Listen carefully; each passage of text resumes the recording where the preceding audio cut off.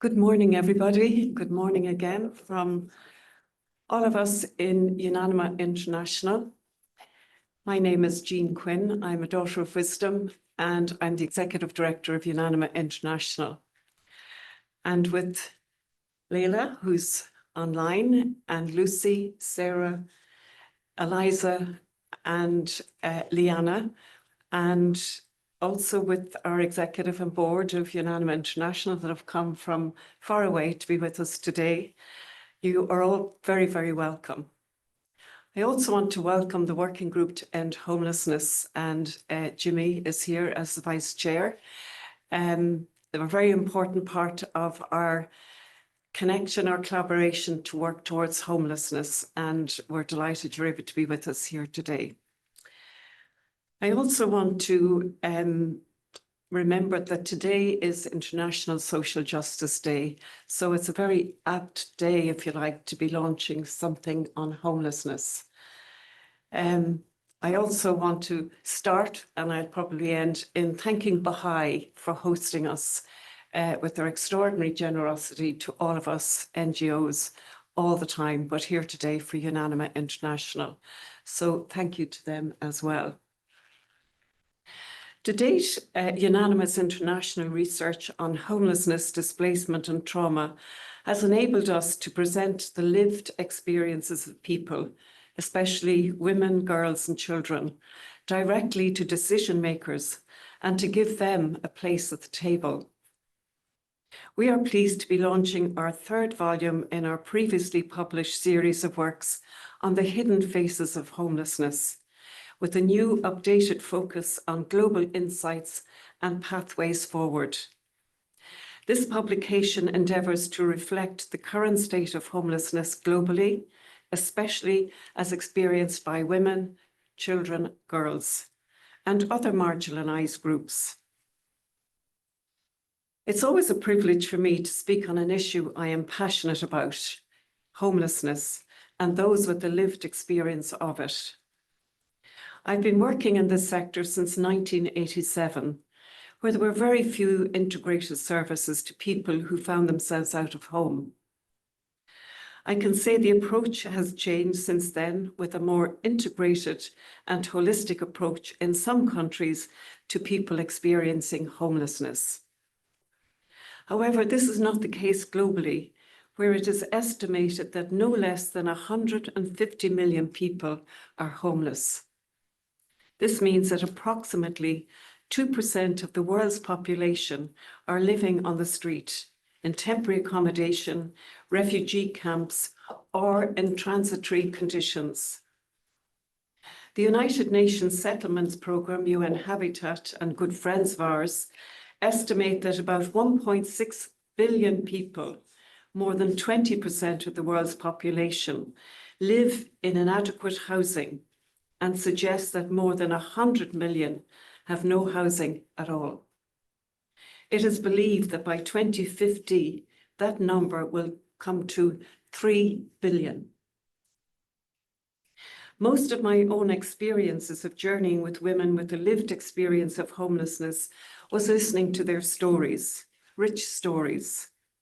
A significant learning from the women was that their deepest need as people was respect, compassion, dignity, safety, security, hope, and healing. Are not these the values we all yearn for in our society and each other? Whilst I do believe that the States has a leading role in the prevention of homelessness and the violence we are experiencing globally right now, it is not alone in its responsibility. It's the responsibility of all of us as global citizens to bring about a just society. All of us needs to be part of a just society. We need community, we need family, and we need people around us who care. Behind every lived experience of homelessness, we see humanity in the face of inequality.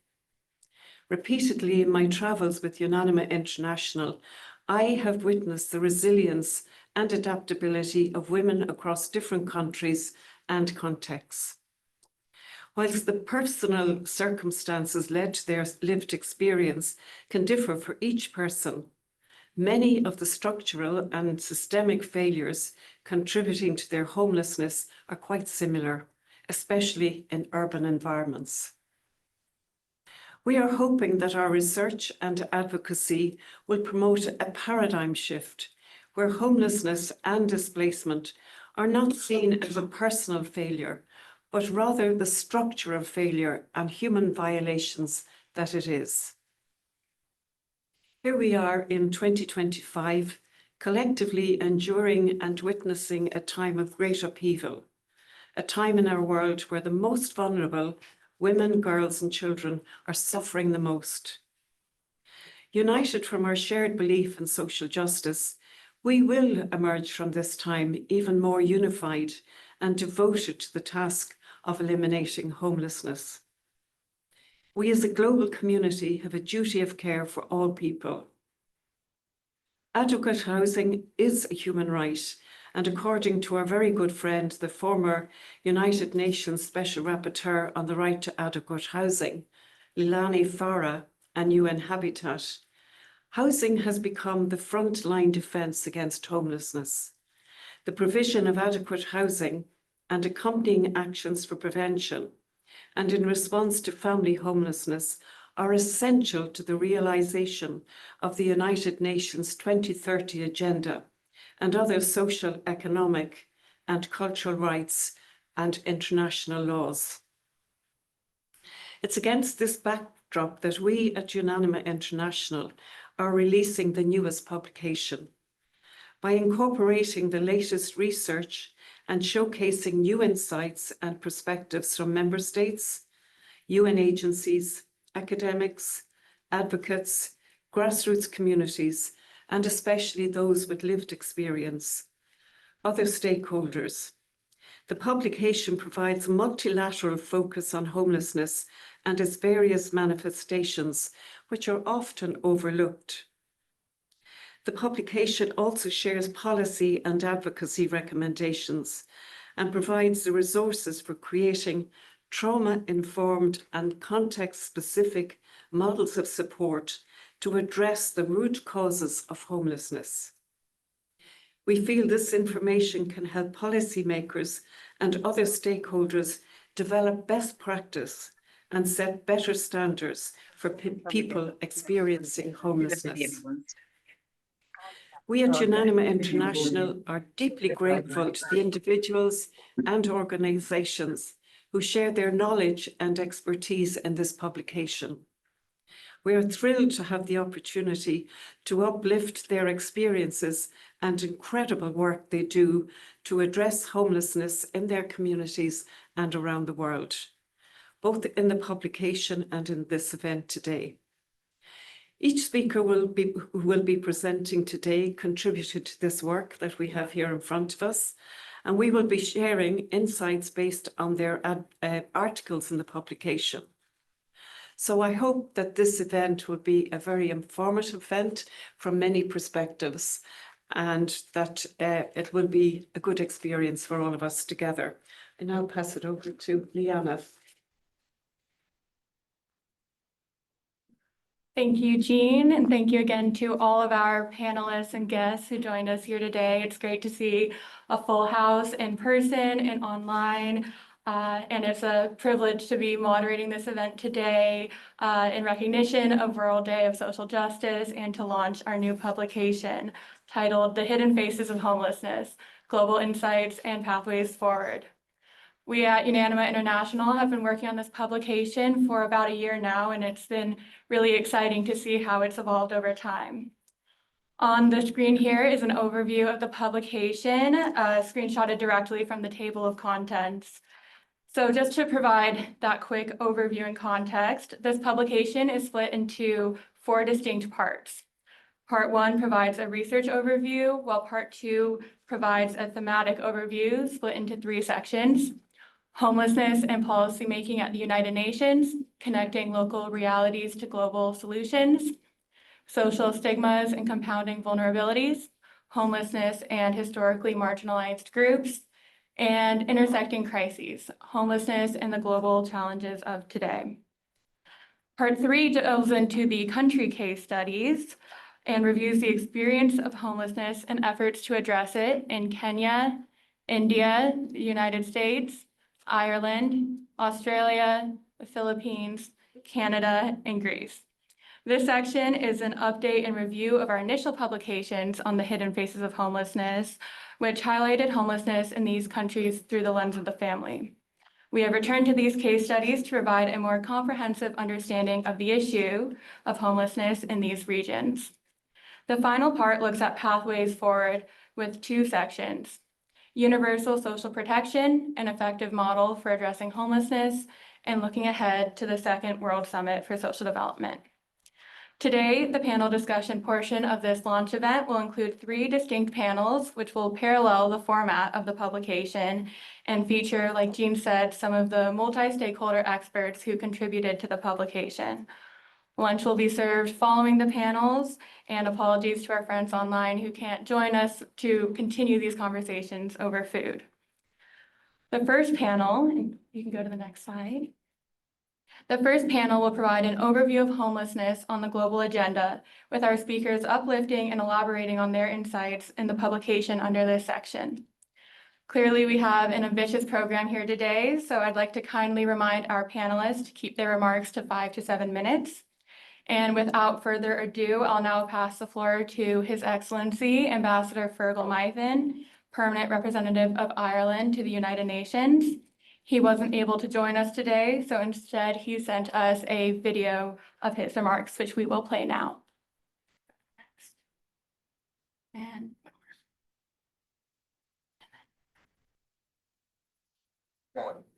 my name is Fred.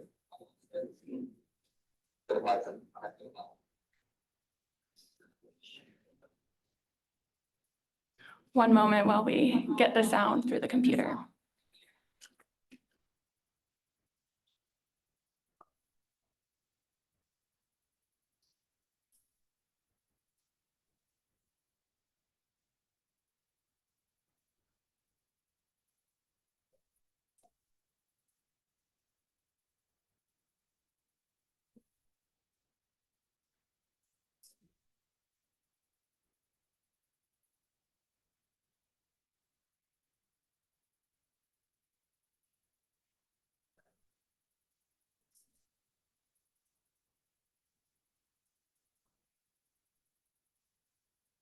Apologies, it's not giving us the option to play it over the speakers here in the room.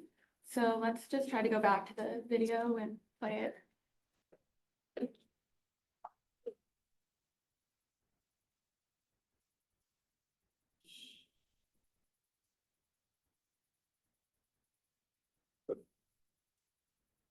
My name is Fred. And I'm the Permanent Representative of Ireland.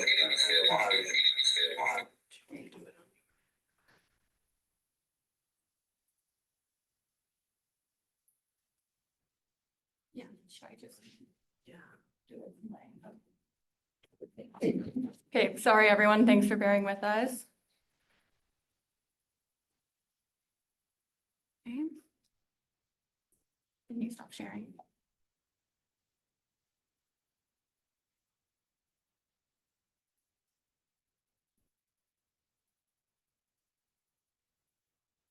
Here we go. There we go. Yeah, I think I got it now.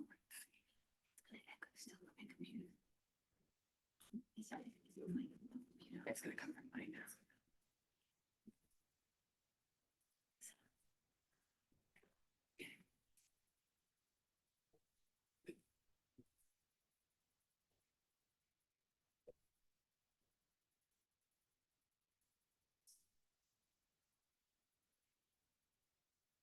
Let's try this again. Good morning.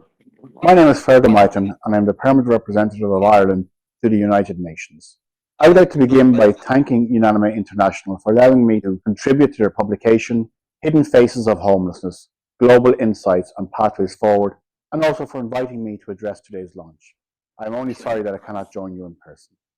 We live in a global community that is more interconnected and more interdependent than ever before. While this has provided increased opportunity for cooperation and collaboration, including through the digital revolution, we are also witnessing a rising number of global crises, including increased conflict, climate change, displacement, and food insecurity. Homelessness is another one of these crises. This publication by UNANIMA International brings into focus the hidden faces and perspectives from around the world of those living in homelessness. It reminds us that the challenges we face at home and abroad are interlinked. It also demonstrates the disproportionate impact of these challenges on women, children, persons with disabilities, migrants, and those from minorities and vulnerable groups. Ireland is committed to building a more peaceful, just, and sustainable world for all, including through our work here at the UN. As UN member states, we came together to agree an important framework to this end, the Sustainable Development Goals. We know the international community needs to do much, much more if we are to achieve the SDGs by 2030. With almost 700 million people around the world living on less than $2.15 per day, eradicating poverty and reducing inequalities remain two of our greatest global challenges. Both goals go hand in hand with addressing homelessness. These challenges will not be resolved overnight. Tackling them requires conscious policy decisions that prioritise reaching those furthest behind first. Policymakers must have an understanding of the various intersectional issues that drive poverty, inequality, and homelessness. And that is why Ireland adopts an inclusive, people-centric approach to policy making, from the local level right up to the national level. One of the things that strike me most in the publication is the impact and increased risk of homelessness for women and girls. Domestic, sexual, and gender-based violence is one of the most pervasive human rights violations globally, and those impacted are at a heightened risk of homelessness. Across the world, women and girls are more likely to earn less, own fewer assets, and be underrepresented in decision-making processes, further increasing their vulnerability. This is not a coincidence, but rather a reflection of structural and institutional barriers, including negative cultural norms and gender bias in law and policy making. Promoting gender equality and the rights of women and girls is therefore essential to addressing global challenges such as homelessness, and this is a key priority for Ireland. Another recurring theme in the publication is the use of social protection as a critical instrument to prevent and address homelessness. Ireland believes social protection is a really effective tool for reducing poverty, mitigating homelessness, and promoting resilience, equality, and accountability. We have put this belief into practice with €20 million of Ireland's development cooperation budget currently being spent on social protection. We all know addressing homelessness is a complex, difficult issue, one that we're all too familiar with in Ireland. There is no quick fix solution, and we acknowledge that real change will only come about if we work together at all levels, ensuring that those impacted are meaningfully included in policy making. Policy decisions should also be made with the perspectives of civil society and community-led organisations in mind. It has therefore been a real pleasure to work with UNANIMA International in recent years as they platform the voices and experience from across the globe of those seeking a better and more just world for all. It is a great honour for me to contribute to this latest publication and to speak to you all today. Thank you.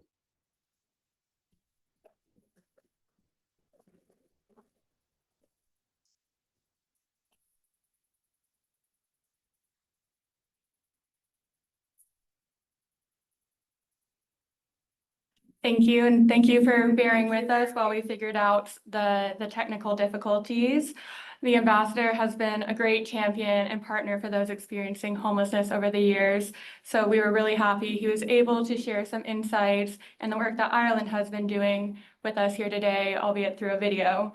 And this was really a great way to kick off the discussion. He basically gave an overview of the key themes of the publication, highlighting how the challenges we face at home and abroad are interlinked, and emphasizing that addressing homelessness is crucial to the achievement of the Sustainable Development Goals. I'll now turn the floor to Francesca Leonetti, the Associate Expert of Housing Rights, Diversity, and Inclusion at UN Habitat. You can actually stop sharing. Francesca is responsible for coordinating UN Habitat's advocacy, outreach, research, and knowledge management on the right to adequate housing, which includes supporting the implementation of the UN Habitat Roadmap to End Homelessness through the gathering and producing of knowledge, advocacy, and capacity building materials. Following Francesca's remarks, we will also be showing a video from Anna Claudia Rosbach, Executive Director of UN Habitat, who wasn't able to join us today, but still kindly took the time to record some remarks for this event. So Francesca, you have the floor. Thank you. Thank you. I will keep my remarks very brief so that I can share my time with the executive director.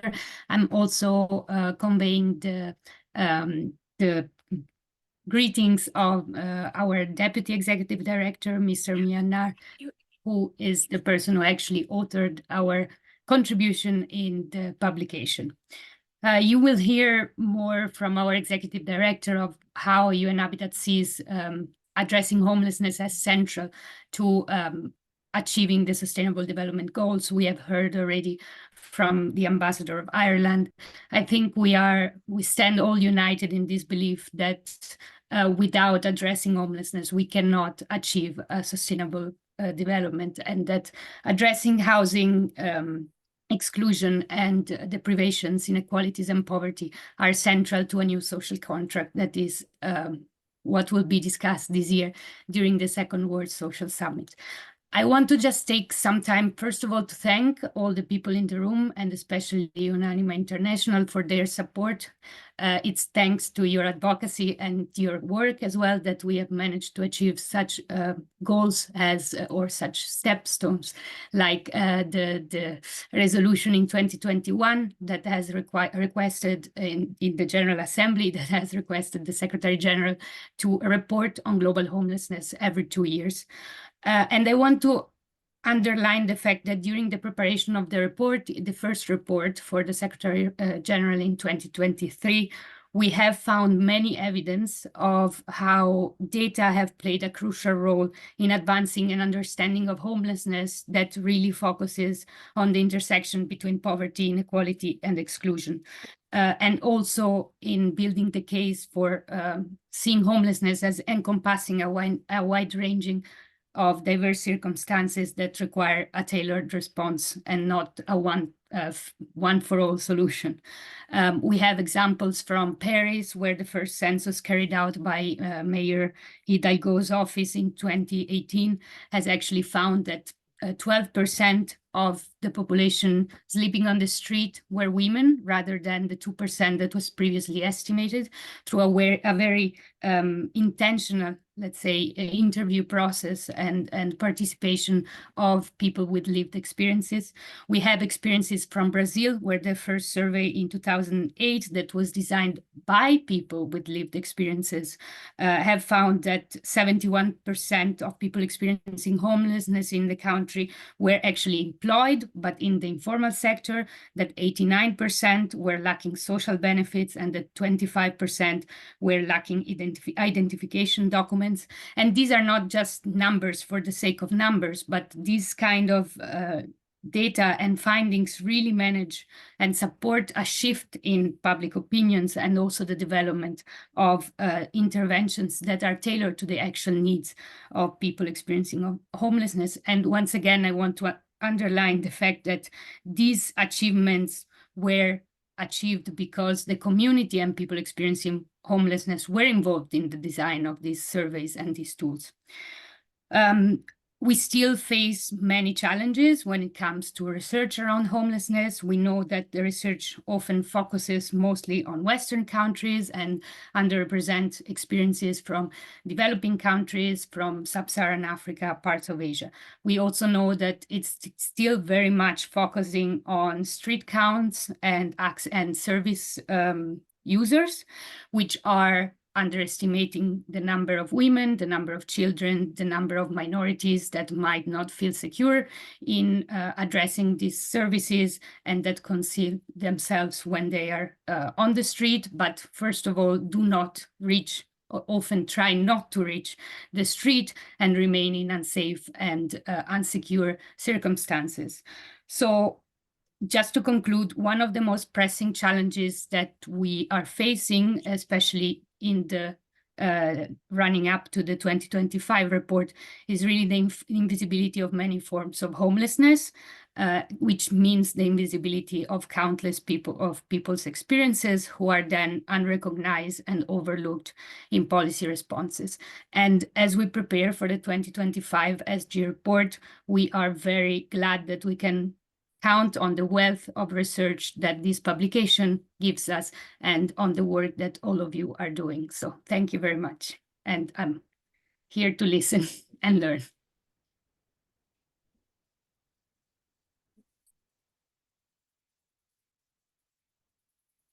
Thanks so much, Francesca, and thank you for all your support for this publication and in our advocacy around homelessness at the UN more broadly.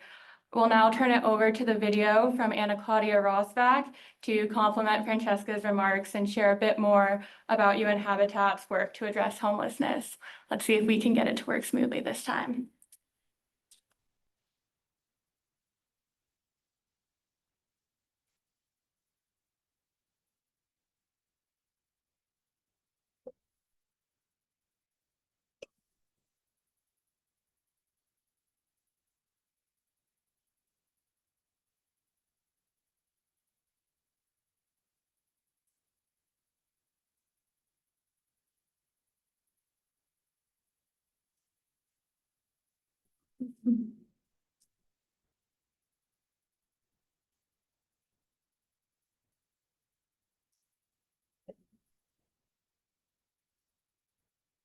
Hey, bear with us. This is the last video, so.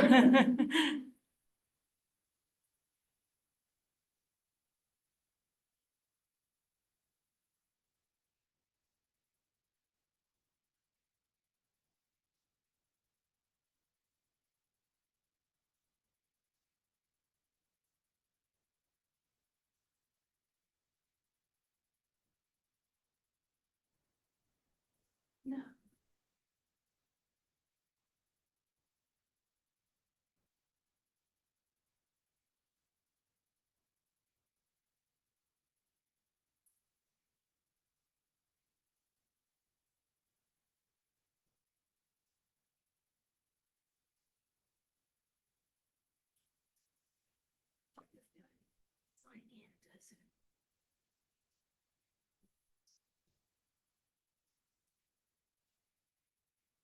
Yeah, I do. Should I just play it?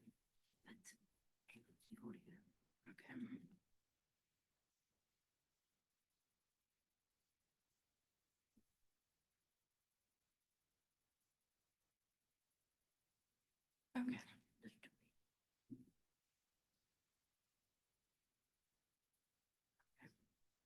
You can just tell her to stop sharing her screen. Okay.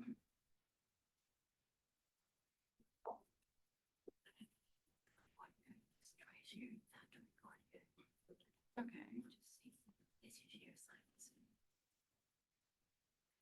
Okay, should I stop sharing? Yeah, it just okay.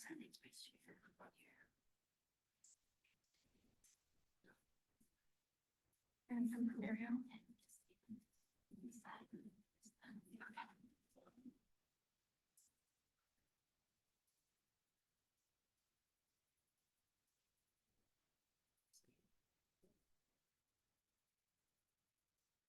Excellencies, distinguished guests, esteemed partners, it's an honor to join you today to reaffirm UN Habitat's commitment to providing adequate housing for all, which cannot be achieved without ending homelessness and housing exclusion. I want to extend our deepest appreciation to UNANIMA International for our partnership and for working tirelessly to advance this agenda. And thank you to all other partners present today. Your dedication, advocacy, and expertise have been and will continue to be critical in shaping global discussions on homelessness and in shaping action at national and local levels. At UN Habitat, we believe that housing is not just four walls and a roof. It is the foundation for a dignified life, an enabler of the full enjoyment of human rights, and an essential precondition for social and economic development. Without access to adequate and safe housing, people and families face barriers to employment, education, healthcare, and social inclusion. Ending homelessness, therefore, is not just about providing shelter. It is about guaranteeing long-term solutions that address the root causes of exclusion and marginalization, and also creating societies that are more resilient to the shocks caused by climate change, conflict, economic and health crises. Tackling homelessness in all its forms is therefore critical to our mission of promoting sustainable, inclusive, and resilient cities and human settlements. It is also central to achieving the Sustainable Development Goals and realizing the commitments of the new urban agenda. Homelessness has many forms. We have in the world today more than 1 billion people living in informal settlements, 300 million people estimated to live in homelessness situation, and almost 3 billion people in inadequate conditions. We also have houses being destroyed by conflicts and by disasters. So we are clearly living a global housing crisis, and data plays a fundamental role. It's important that we join hands and form a global coalition of researchers and data collectors so that we are more and more aware and conscient about the dimensions of the global housing crisis and able to act from our different fronts. The 2023 Secretary General's report on homelessness, developed with the support of many of you, has already underscored many of these challenges. It has shown us where progress is being made, but also where gaps remain. As we look ahead and contribute to the preparation of the 2025 Secretary General's report, our goal is to deepen our understanding of hidden homelessness, strengthen global knowledge on housing exclusion, understand the global housing crisis in all its dimensions, and support transformative policy commitments. We look forward to your continued collaboration, expertise, and advocacy in this effort. Thank you.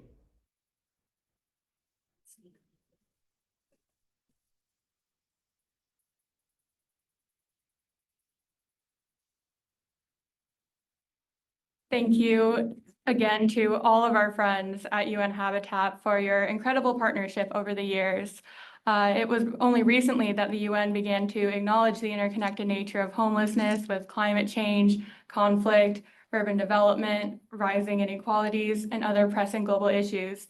So thank you for emphasizing that point and for highlighting the Secretary General's report, which advocates for an approach to homelessness which is people-centered and prioritizes prevention.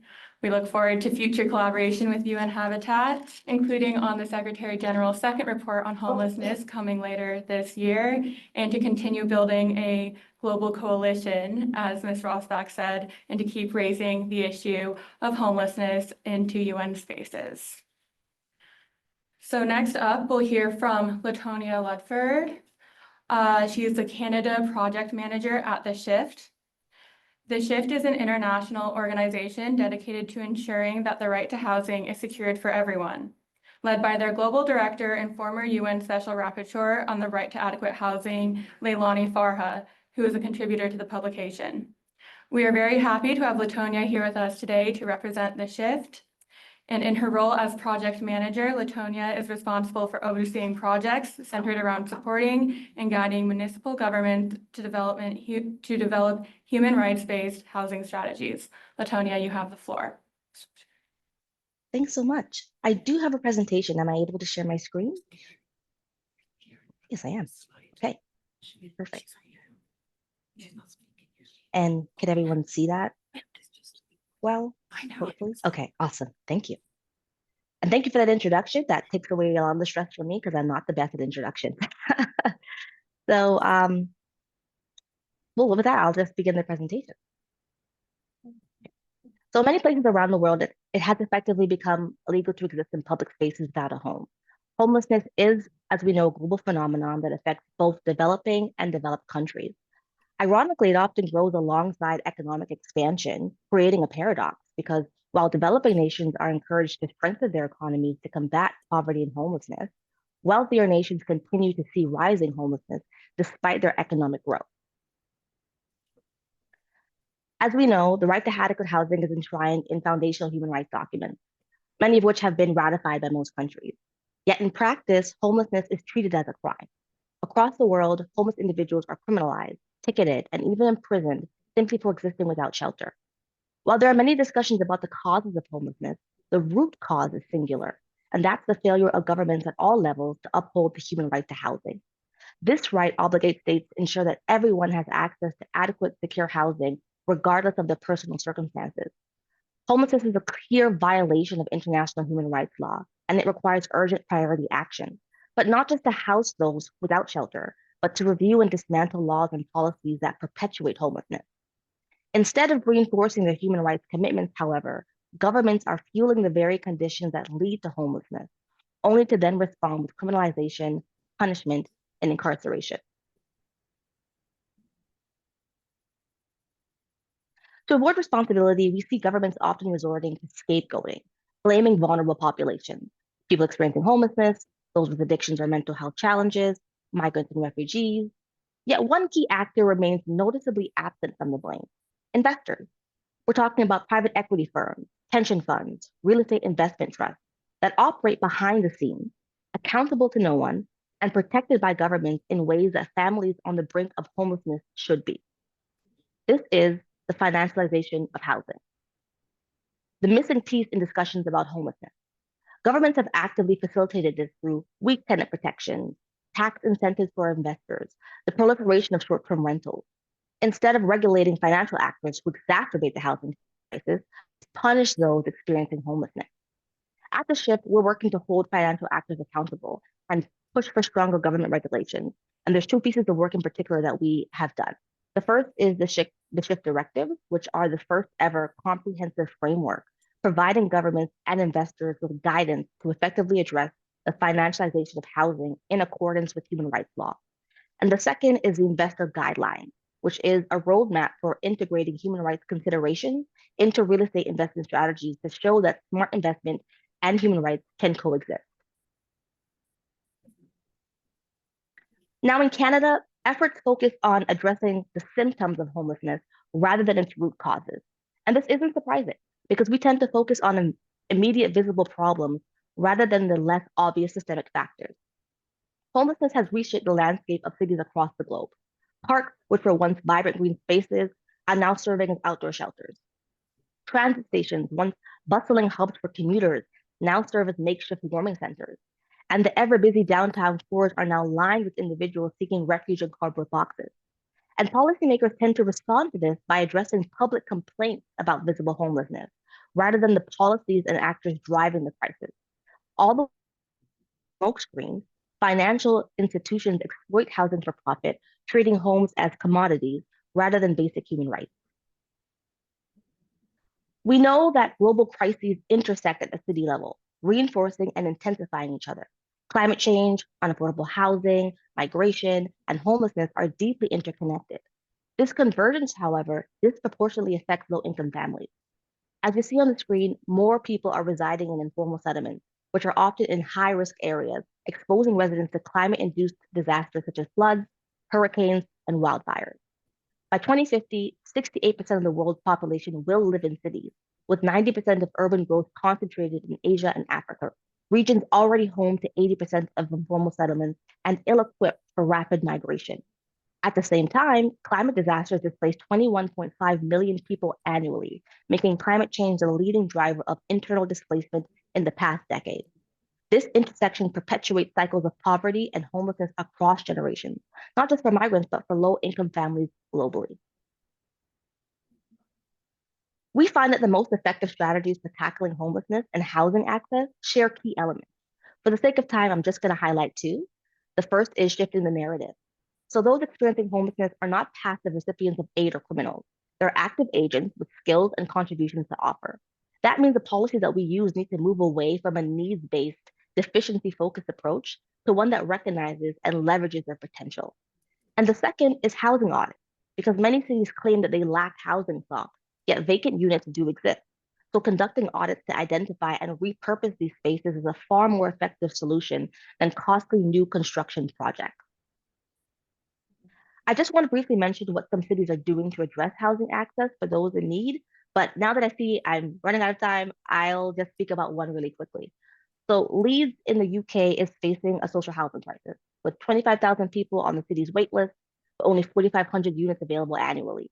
Meanwhile, 5,500 private units sit vacant and unused, which is a clear mismatch between need and availability. The Canopy Housing Project, a nonprofit organization, renovates these homes for homeless individuals, asylum seekers, and refugees. So future tenants help with renovations, gaining skills while they're securing housing. Tenants receive essential furnishings, affordable rent, and support, and no deposit is required. Then revenue is reinvested into further housing renovations, which creates a sustainable cycle of social housing development.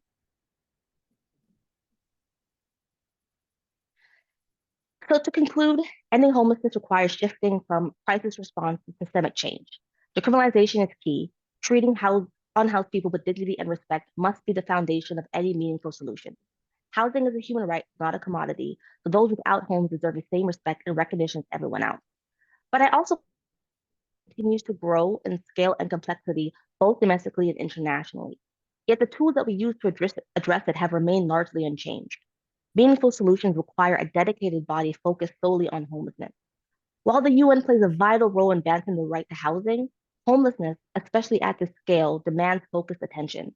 The UN Special Rapporteur on the Right to Adequate Housing covers a broad range of housing issues, making it difficult to prioritize homelessness.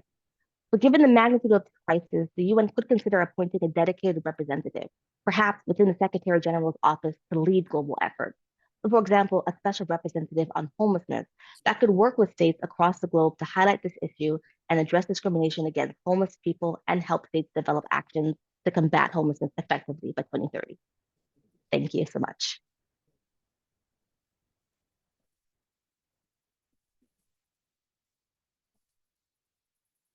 Thank you so much, Latonia, for grounding this conversation and providing that comprehensive overview of the connections between homelessness and the right to adequate housing. And thanks to the Shift for all the incredible work you do. The commodification and financialization of housing reflects the prioritization of the wealth of a few over the well-being of the many, which is the exact shift, no pun intended, we are advocating for as we strive for a global, people-centered, human rights-based approach to homelessness. And thank you also for the recommendation that the UN consider appointing a special rapporteur on homelessness. It is so important that this issue is explicitly named and prioritized in order to address it. So we will now turn it over to our last panelist for this first panel, Kieran Taylor. Kieran is a PhD candidate at the Maxwell School of Citizenship and Public Affairs and adjunct professor of comparative politics at St. John's University. She is especially well positioned to speak on this panel today, as she is a former research fellow at UNANIMA International and was the lead researcher behind the first two publications on the Hidden Faces of Homelessness. So it's fun to have you here with us, back with us today, Kieran, and you have the floor. Thank you so much. I'm just going to confirm that you can hear me. Yes. Okay, awesome. Great. Thank you so much for having me here. Thanks to the lovely Jean Quinn for inviting me and the UNANIMA International team for keeping this work going. I think, you know, as you mentioned, since I was the lead researcher for the first two volumes, I'm just so excited to see this series continuing and having more of a focus on forward-looking and solutions. I'm very excited now as a PhD student to be teaching a course on the politics of homelessness, which I was able to create from scratch, unfortunately, because I couldn't find one that existed out there. So there's definitely courses out there in policy, social work, urban studies that include homelessness, but nothing that I could find within political science. So it's been really exciting to be able to create that and test it out this semester.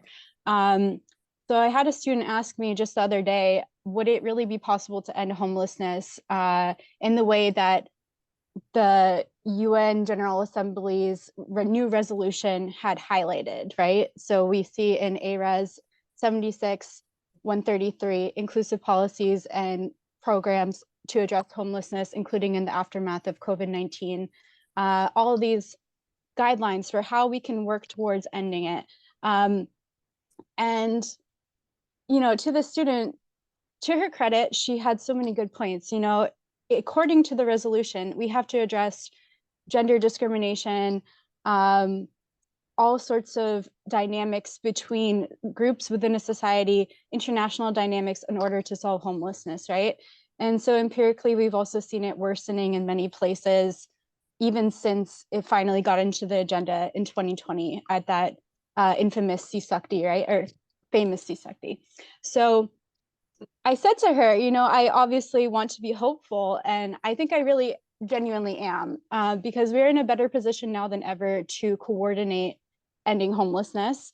And through the information sharing that is possible, if we are able to adopt definitions of homelessness where measurements become more accurate, where information sharing becomes more streamlined, and where, you know, people are able to draw from the normative guidance and customary law that comes from a United Nations General Assembly resolution, such as the aforementioned one. The thing is, yes, it is not binding to states, but it does give this new precedent that we've been talking about for homelessness being considered a civil rights and human rights violation.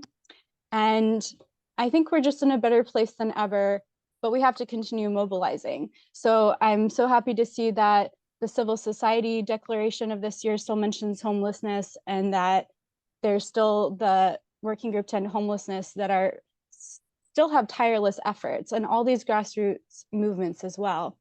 But I want to just emphasize for any researchers out there who are watching that it's really important to move beyond narrow definitions of homelessness in your work as well, to mirror what that resolution highlighted for what homelessness is. And really what that resolution did was show that, like, this is a phenomenon that occurs across societies. And as our friends at The Shift and UN Habitat said, this is really a precondition for social and economic development, right? So using a definition such as that from the European typology on homelessness and housing exclusion, where homelessness is not just streetlessness or rooflessness, but it's also houselessness, housing insecurity, and housing inadequacy. All those things together is how we're going to move forward, at least from the aspect of trying to address it and information share. So the last few things, because I think I'm probably running out of time. I think that the regression that we're seeing in countries such as the United States, with courts being hostile to social and economic rights, this can be the most discouraging thing, because we've seen progression become possible. We've seen those rights become enshrined in constitutions or legal advancements. And then in somewhere like the United States, with the Grants Pass versus Johnson decision in June, it can become so discouraging. But I'd just like to say that we need to keep monitoring and encouraging grassroots to fight against this, because you can see a trickle-down effect. Just like we can see the trickle-down effect from the UN General Assembly, we can see the trickle-down effect from the regressions as well. So here in Central New York, we see legislation that is trying to come through to ban public sleeping and such, but we also see that resistance. So just to say, let's fight for the resistance, let's keep organizing and coordinating, and trying to make the normative language and standards around homelessness to be human rights based. So thank you so much for having me, and I'll leave it there for today.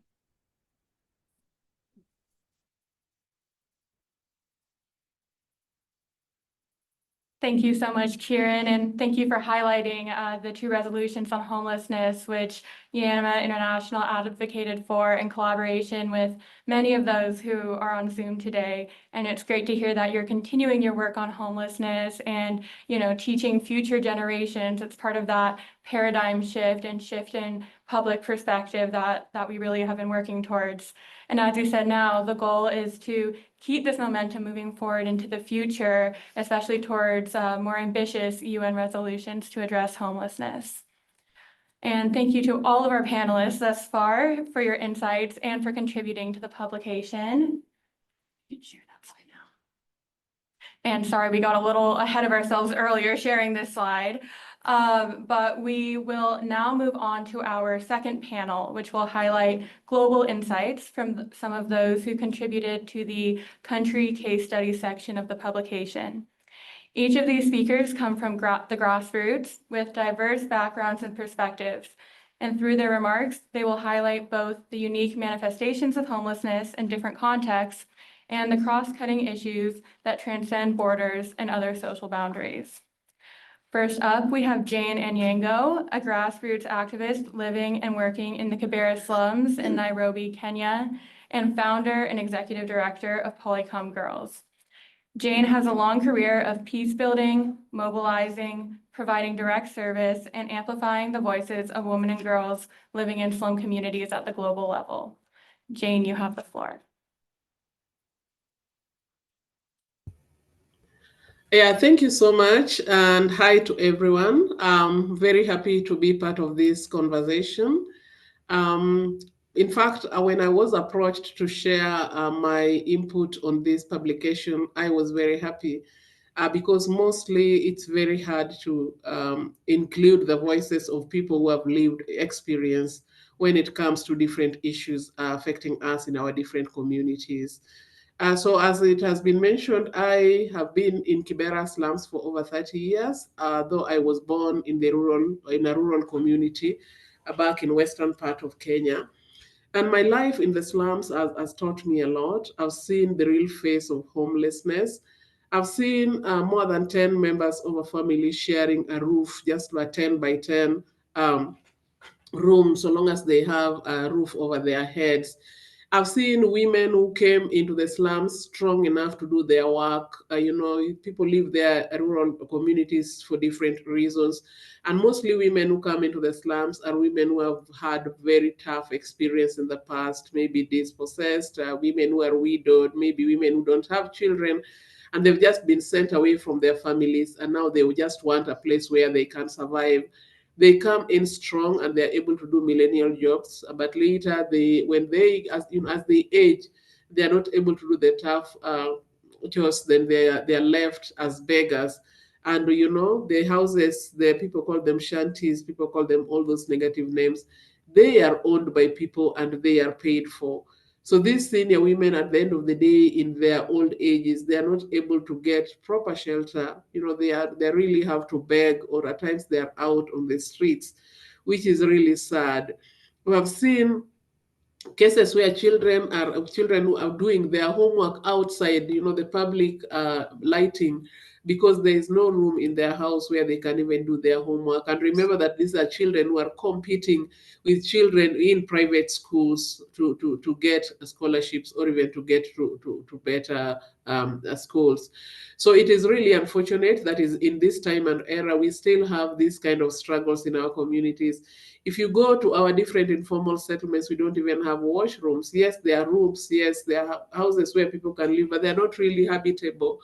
But the washrooms, people still pay for washrooms, meaning if you don't have money, then you really have to struggle. And maybe it's a family where you have many people in the house and you need each and every person to pay to just use the toilet. So it's really unfortunate. In fact, in the informal settlements, we also have evictions, forced evictions, which have been going on, where we are looking at development, we are looking at roads that are supposed to pass through the slums.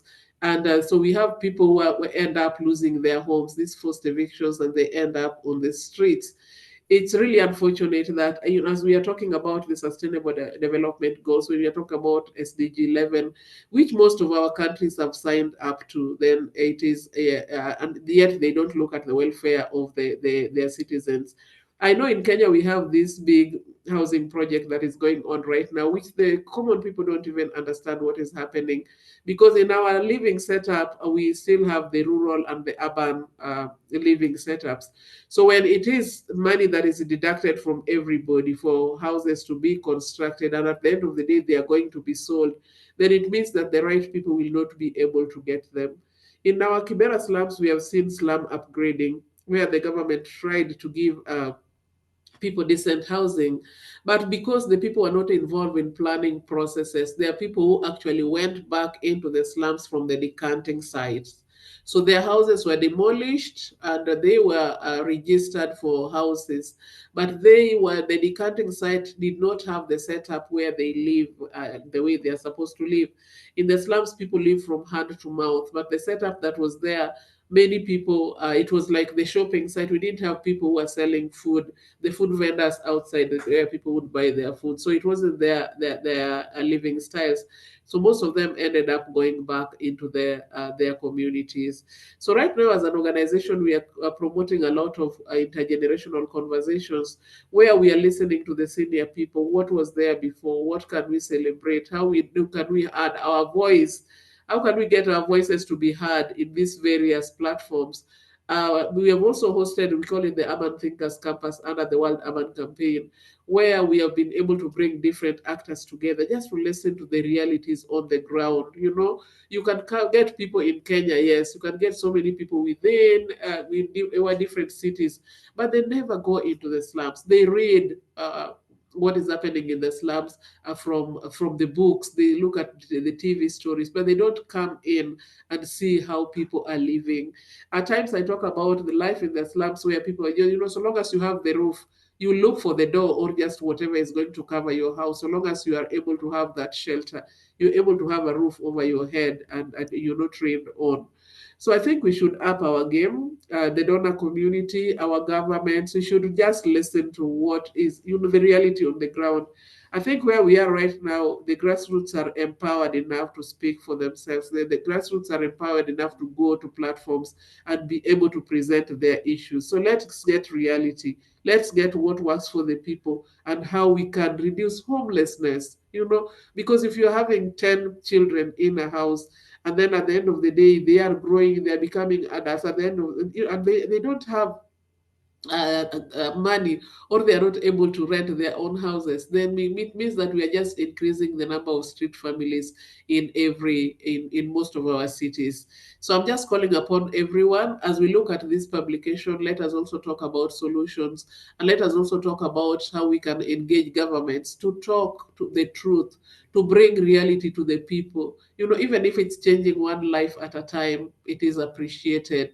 The saddest is that our senior people, the people we are supposed to be celebrating, the people on whose shoulders many people stand today, many people of us stand today, are struggling and are not able to age peacefully just because they cannot work hard. Otherwise, thank you so much. I really appreciate this opportunity.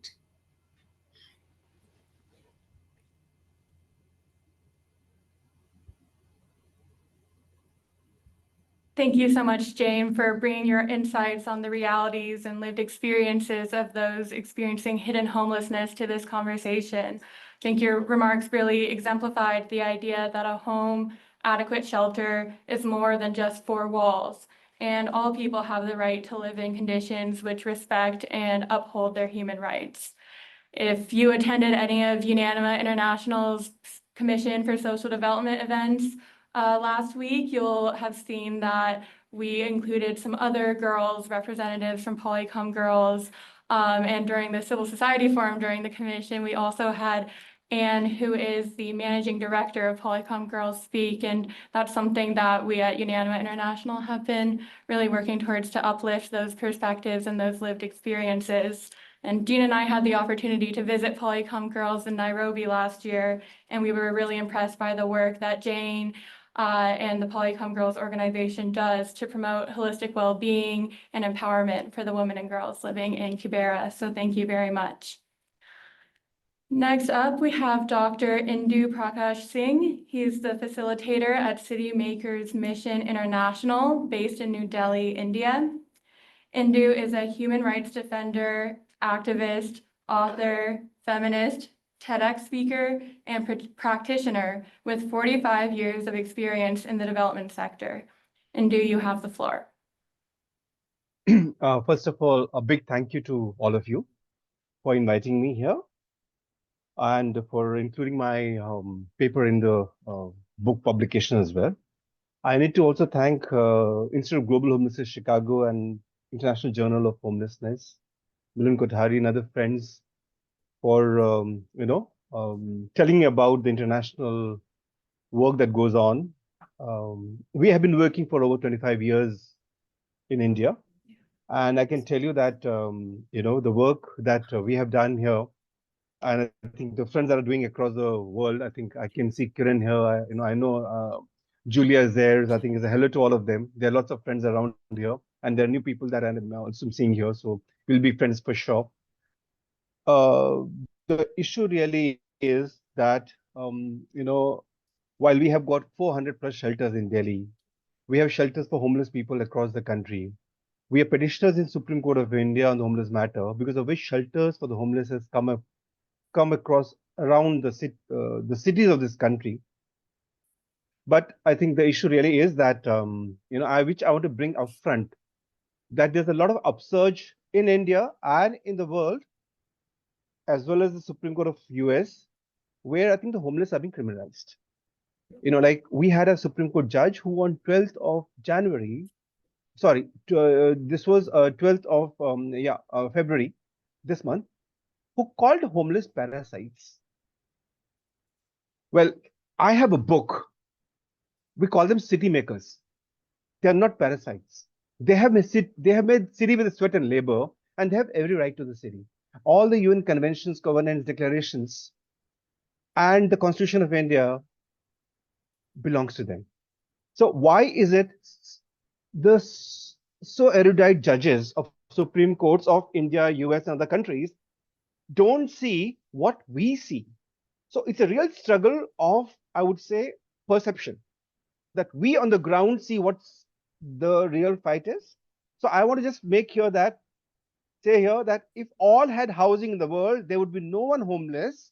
If no one would be homeless, then mental health issues linked to homelessness, health deficit, sleep deficit, relationship deficit, food deficit, safety deficit, sanitation deficit, education deficit, water deficit, all season exposure due to sleeping rough, in short, rights deficit would not have been there. And if disasters, natural calamities, droughts, floods, fires, health epidemics like COVID-19 lead to huge en masse distant migration, human disasters like caste atrocities against Dalits, minorities, oppression like Godhra, Manipur, lynchings in India, communalism, atrocities against women, children, disabled, elderly persons of diverse genders, transgenders, were taken care of with full preparedness and mitigation strategies, then neither habitat nor homes nor mental trauma would occur at a scale which remains non-perennial. In the light of the above, we need to see homelessness, which I reiterate, and which I think many friends have told before me also, that homeless is not just a personal tragedy limited to individual failure. It's truly a disaster for which the whole society and all its institutions, systems, policies, schemes are responsible and accountable for the huge deficit in rights, concern, care, empathy, and compassion. So unless homelessness is seen as a disaster calling for immediate measures to address it by creating a range of shelters for all, for women, men, children, elderly, disabled, chemically dependent people, recovery patients, families, pregnant and lactating mothers, the city makers, that is homeless residents, with apt livelihoods in seasons all, we will be failing in duty to take care of Gandhi's last person, or when Martin Luther King talks about injustice anywhere is a threat to justice everywhere. Let's not forget them. Let's not forget Mandela, who spoke about people's right. And homelessness is one of the Gandhi's last person. How can we forget them? Also, we require the convergence of all the government departments to come together and address the issue. Why should be a particular urban department? Why don't women and health and social welfare and all join hands to address the issue? I think I just want to finally say here that homeless people's lives do matter. Every life saved is in national interest. Every death on the street of cities like Delhi or anywhere in India or world is a mirror to a heartlessness. I will end with two quotes, and I think I surely talk about the care continuum, which talks about care, compassion, empathy, and concern for all, with all rights ensured. When we started the work with the homeless way back in 2000, we used to go to schools and show PPTs and all to school children. And after seeing the PPT, one child, Manik Khanna, he was in 9th class, now he's in Canada. He's an IT expert there. He wrote one line. He wrote a full page. From that, we picked the line. where he talks about the homeless people as they have everything given by God, nothing given by man. So our Supreme Court judges and our bureaucrats and our administrators need to keep in mind what a ninth class child said in 2000. And a former Supreme Court judge who's no more, Justice V.R. Krishna Iyer, who also has given his message in this book, spoke about, he said that if anyone is homeless in the country, we too are homeless. So we need to see to it that whether it's 1% or 2% of the population which is homeless in the world, we need to address it. And I, for one, and with my team, we are working in India and other parts of the world as a team. We see that the end of global homelessness is in sight with concerted effort of each and everyone. And I congratulate all of you for coming to the publication. And a big Zindabad to all of you. Thanks a lot for giving the platform. God bless. Zindabad. Thank you.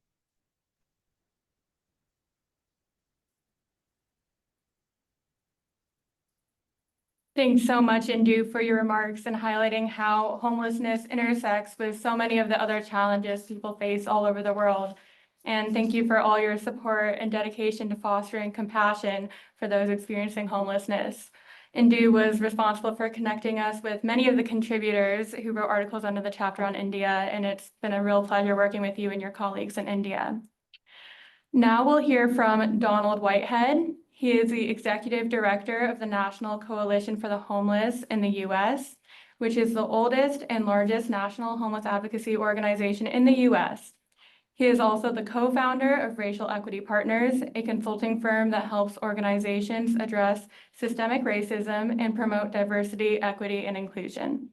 With over 25 years of experience in the nonprofit sector and a personal story of overcoming homelessness, he is an inspiring leader dedicated to ending homelessness and centering racial equity in the U.S. Donald, you have the floor. Thank you so much, and I thank you for the invitation, and I thank you for all the work that all of you are doing across the globe to address homelessness. My paper was focused on the racial disparities in homelessness and the structural barriers to ending homelessness that have never been addressed in the history of the United States, and I would venture to say the history of the world. I talked a little bit about my personal journey and the need for real investment in people with lived experience as part of the solution to homelessness. We started the National Coalition for the Homeless back in the late 70s. We incorporated in New York City in 1982. We were, 1982. And we were the lead organization behind the right to shelter in New York. Things have changed considerably since then, especially for people of color. 69% of those experiencing homelessness in the United States, according to the last AHAR report, which is the annual housing and assessment report, are people of color. African Americans are 3 times as likely to become homeless. They make up 3 times as many in the population as the general population of people of African Americans. Also, there's an over-representation of our Native American population and also our Hispanic and other populations of color. When it comes to families, 38% of the families in the most recent study are African American. So we know that the issues run way deeper than housing cost and a lack of affordable incomes. There is also structural racism that has existed in this country since the introduction of the first federal policy that made people homeless, and that was the Indian Removal Act that displaced tens of thousands of Native Americans. And we could go on through history and look at the different federal policies that were intentional that caused people's homelessness in this country, from redlining to restricted covenants which still are in existence in some communities today, to outright racism. And those issues have not gotten better. And you've heard already that what we have seen is as the population has changed, we've also seen an increase in criminalization. So we've gone from a era of compassion when it comes to homelessness to one of contempt. The Grants Pass case from the U.S. Supreme Court was referenced. Since that case, there's been 160 cities that have initiated policies to make it illegal to be homeless. So people that are homeless can be arrested, fined, or jailed. And we have seen since that time, since we started to enact these policies a couple of years earlier, homelessness over the last 2 years has increased overall by 30% in the United States, 12% last year, 18% this year. And actually, to be completely transparent, those numbers are likely an undercount of what we really are looking at when it comes to homelessness. But the egregious nature of some of these ordinances and laws that have recently been passed are beyond belief. In Tennessee, it's a felony to be homeless with up to 6 years in jail. In Kentucky, if you are on someone's property, they can use stand your ground principles, which means they can use force up to and including deadly force to remove you from that property. In Miami, a place where we saw a dramatic decrease in homelessness when laws were enacted to prevent criminalization, we've seen a complete reversal by the current administration that has caused a dramatic increase, almost at the same level of the decrease we saw when it was removed. So these laws have not decreased homelessness, they've actually increased homelessness. And what is the recipe for resolving those issues?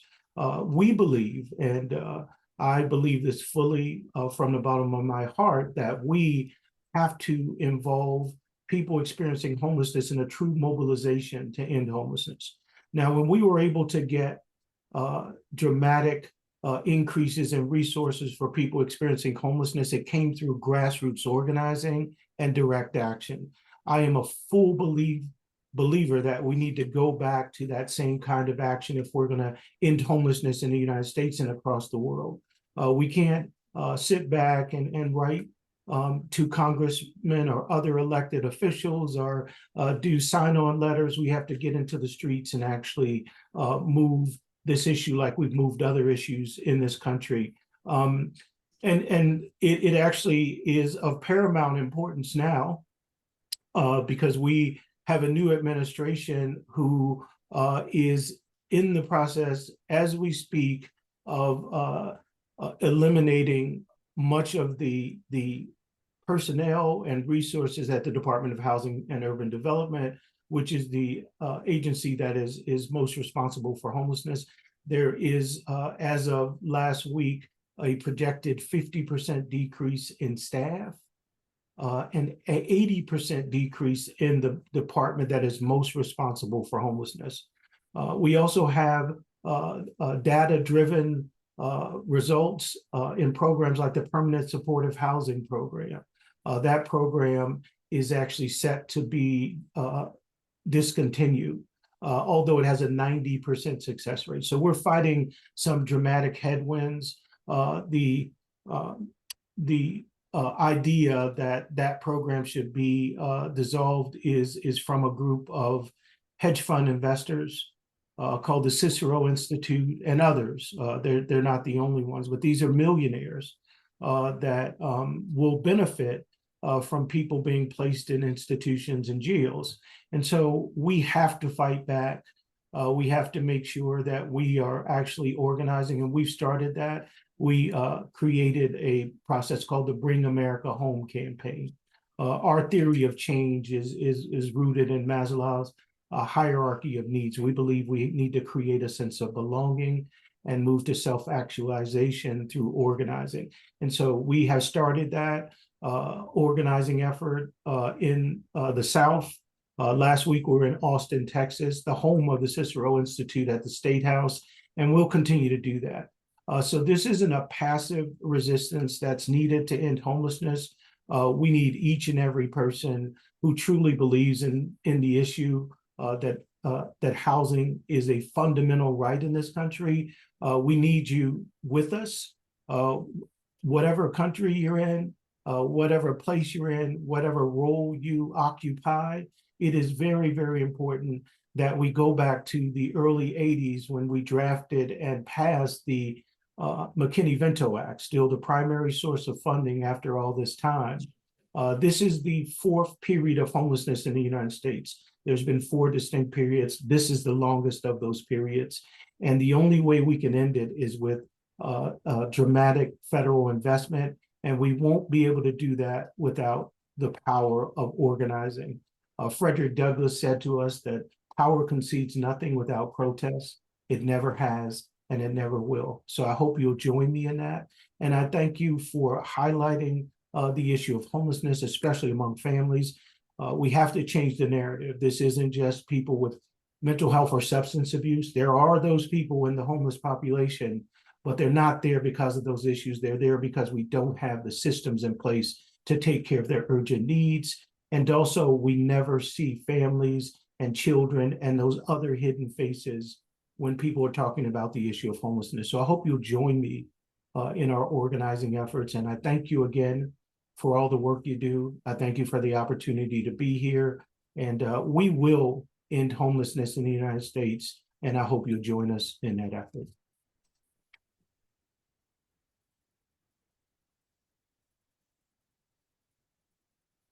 Thank you so much, Donald. It was really great meeting you in Cairo at the World Urban Forum in November, and I'm so glad you were able to join us today to share more about the structural racism and systemic discrimination, which contributes significantly to the criminalization and racialized experience of homelessness in the U.S. And thank you also for sharing about the organizing work you are doing to combat these issues. While, of course, this is rooted in a distinctly American history of institutionalized racism, I know these dynamics manifest in different ways all over the world as drivers of homelessness. With that, we'll now move on to our last speaker for this panel, Lorraine Kelly. Lorraine is an advocate with ATD Fourth World Ireland who grew up in the Dublin city centre. She uses her voice to advocate for others experiencing poverty and socioeconomic discrimination. Lorraine, you have the floor. Thank you so much. My name is Lorraine Kelly and I'm part of ATD Ireland. Growing up in Dublin city centre, coming from a rundown area, I have not only seen socio-economic discrimination, but I have felt it. In schools, in workplaces, we even are constantly run down by our own government. I grew up where mothers and fathers had to work just to provide a meal on the table for their families, just to put a roof over their heads. Times have changed, but the world remains the same. Poverty and homelessness never left, and there are more homeless in Ireland than there are homes. I've seen people in jobs being treated less than because of the way they speak or the area they come from or a family name. I've seen family fighting, stressing, depressing, and also leading to suicide because we are made to feel like we are less than or like there is no hope for us compared to the rich family who never knew what poverty even felt like. There are many talented, smart people in Ireland, but if you're from a rundown, not so well area, you are judged before you are even seen. Even in hospitals, if you have a medical card, you don't have to pay, so you'll be treated normal compared to those who pay or go private. If you go into A&E, you could be waiting longer than those who pay themselves. Even in your local GP, you are rushed in, you are rushed out. But for those who pay, they take their time with them and they give them proper care.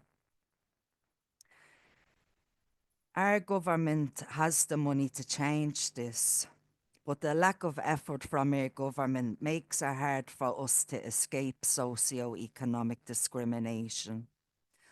I'm 35 years old and I'm a mother of two, and the pressure as a mother trying to provide even down to clothes, because we want their children to not feel this poverty and discrimination.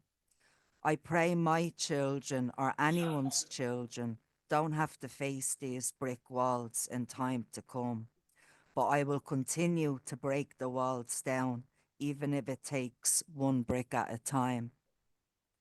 ATD Ireland, we speak to practicing social workers and students in universities through our poverty awareness practice class. This class is about ensuring that future and current social workers understand what it's really like living in poverty. It is about creating a good, constructive relationship between and making sure families are given genuine support. ATD Ireland and other organisations have been working on ATD at the Tent campaign to recognise socio-economic discrimination. This is so that we feel protected in our equality law. And even with those who do get housed, you're put into accommodation and it's by the city council. And me myself has experienced, I had flooding and we were moved around from place to place for 3 months. And now we've just been moved back in and we're having problems with dampness and moldness. And it's kind of gotten to the point where it feels like, oh, you have a roof over your head, you should be happy.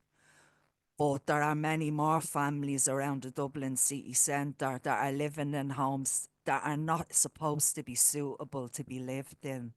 My kids are constantly getting sick, constantly wet, damp and mould. And their answer is just keep the windows open. And I want to thank you guys for letting me speak on this today. Thanks very much.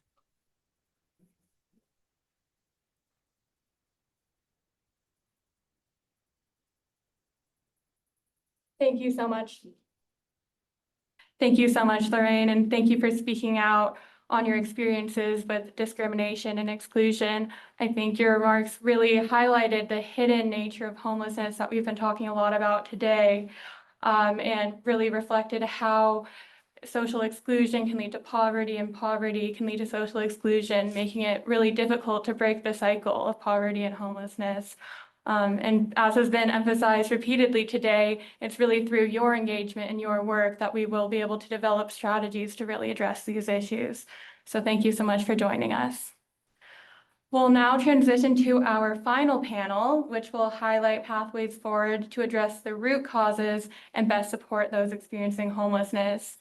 As our previous speakers have already exemplified, this publication sought not only to uplift the challenges people experiencing homelessness face, but also the good practices that have been developed and implemented at every level, highlighting pathways forward towards sustainable solutions.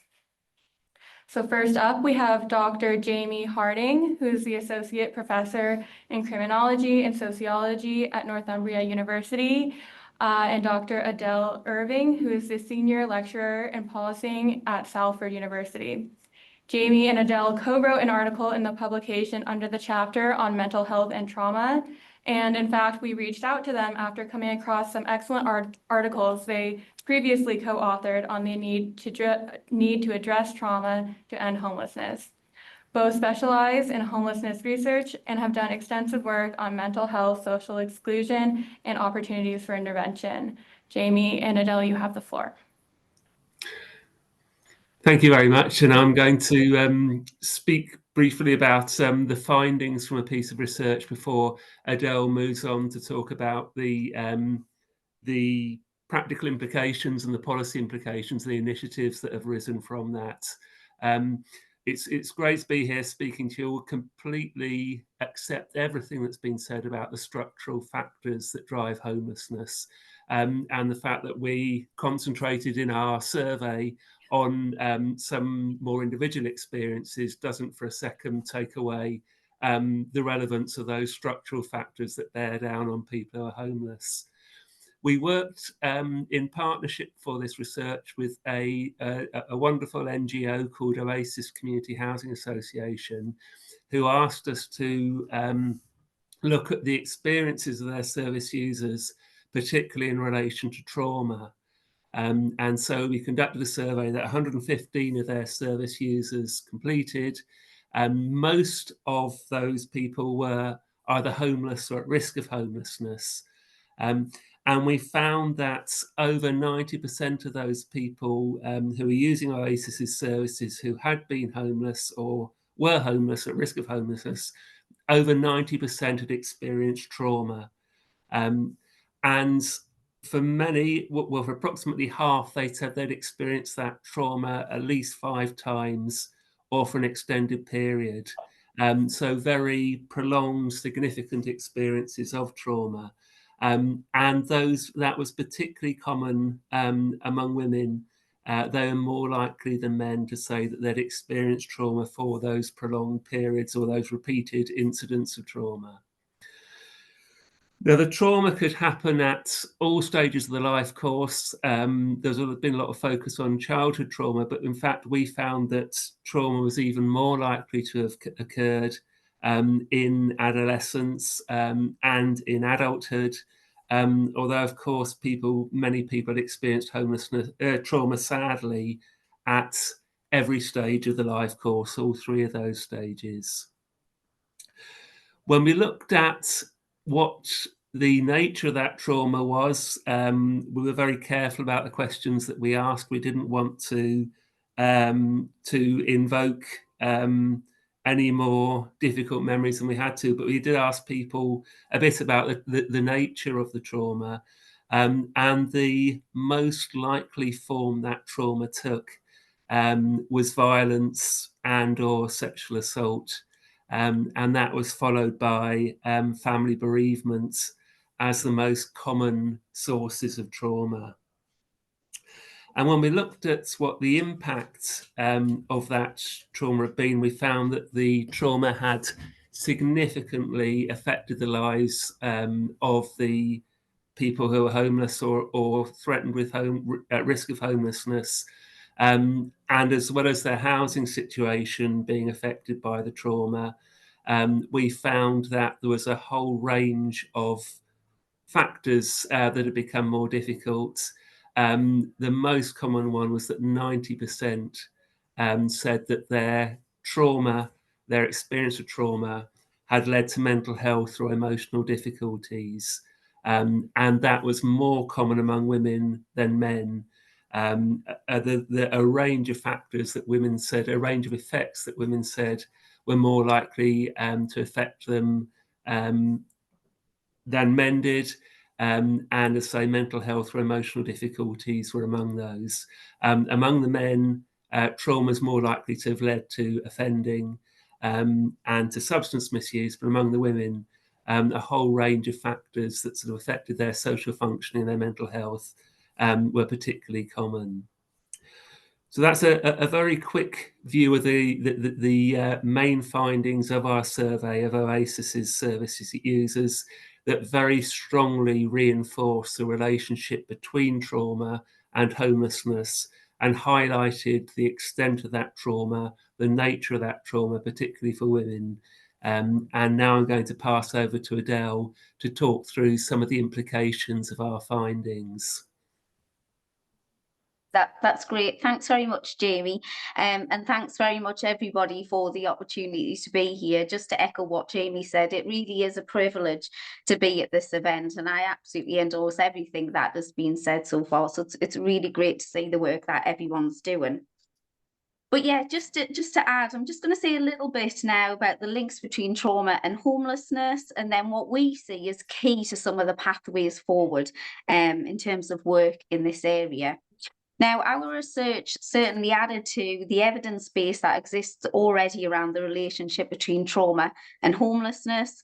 In our study, 2/3 of respondents reported a very clear link between their past experiences and the onset of homelessness, and about 1/3 said that experiences of trauma that were still unresolved were preventing them from being able to move forward in their lives. And I suspect everybody in this room will agree that it's really important that if we want to prevent and we want to tackle the issue of homelessness, we certainly need to acknowledge and address issues around trauma also.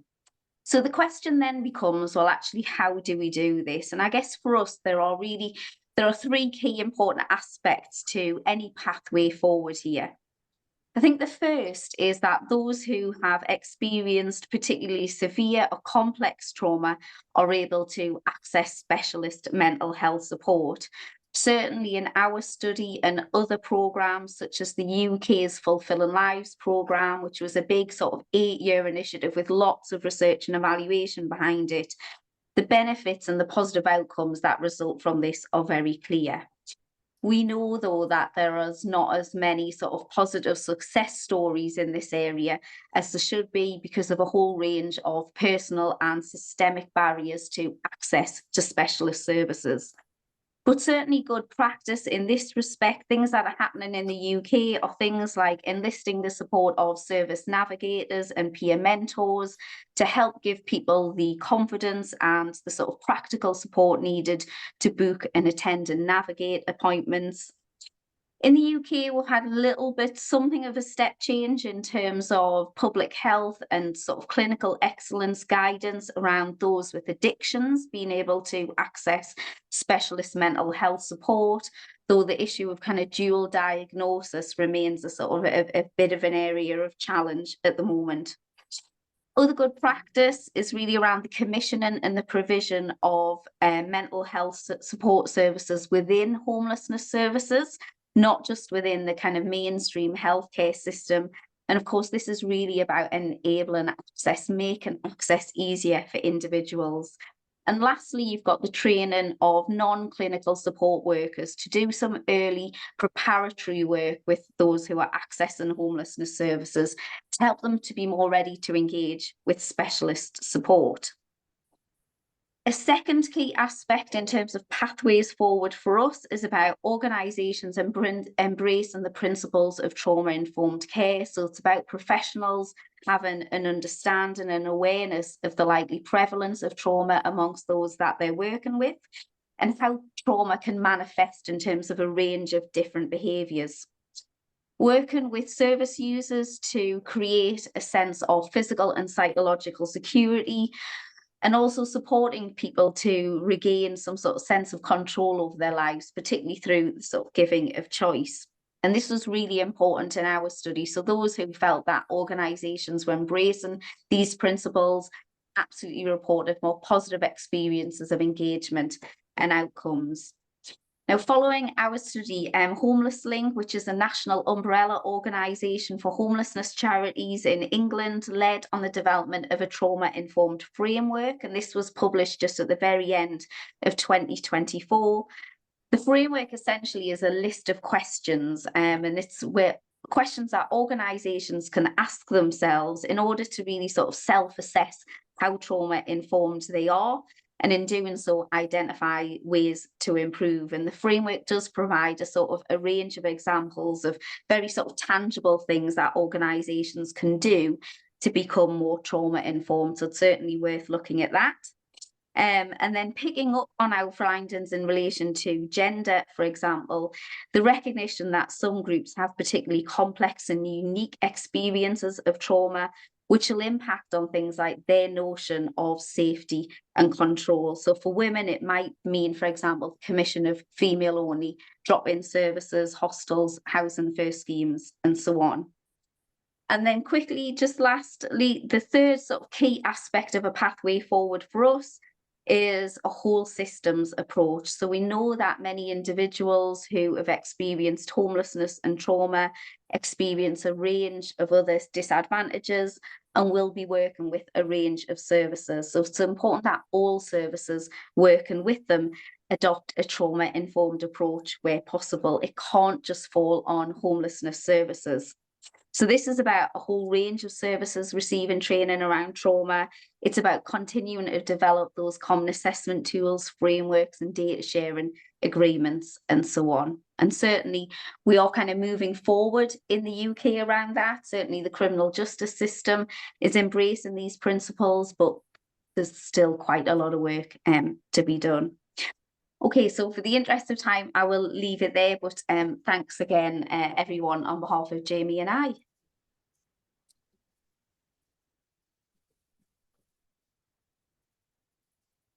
Thank you so much, Jamie and Adele. We know that the experience of homelessness is traumatizing, and traumatizing experiences can lead to homelessness.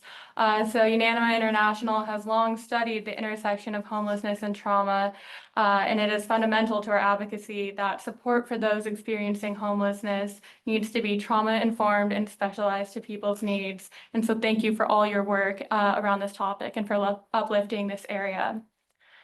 Next up, we'll hear from Dr. Ifyo Fong, the National Coordinator and the main representative to the UN for Worldwide Network Nigeria, Women in Development and Environment. Ifyo sits on the Executive Committee of the NGO Working Group to End Homelessness and is a member of the Steering Committee of the African Network of Women's Shelters. She has been an activist and civil society advocate at the UN for nearly 30 years. Ifyo, you have the floor. Thank you so much, Jean and UNANIMA, for inviting me. I'm bringing the African perspective into this whole discussion. I want to say that in Africa, many women and girls, just like the director of a Polycom Girls talked about the issue of slums. You know, for us in Africa, many women and girls are homeless due to social exclusion, poverty, and denial of land rights, inheritance, and housing. So this happens because of customary laws and practices that exist in many African countries.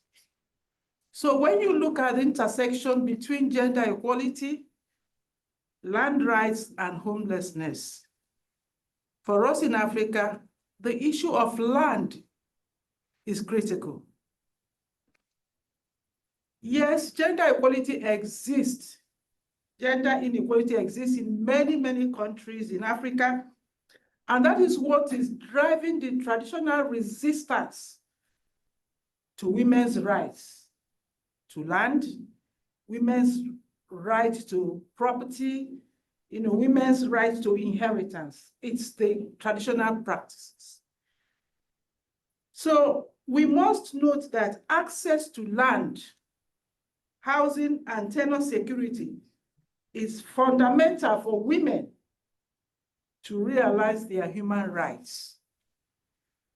However, in many communities in Africa, a woman that is married or widowed without a male child, without having sons, that's what I'm trying to say, is likely to be homeless because she cannot inherit land from her father or from her husband. That is the way it goes. So for a woman to be able to get a land, if you have money, you go buy your own land because you cannot inherit land, either through your father or from your husband. This is because land is owned by families and communities.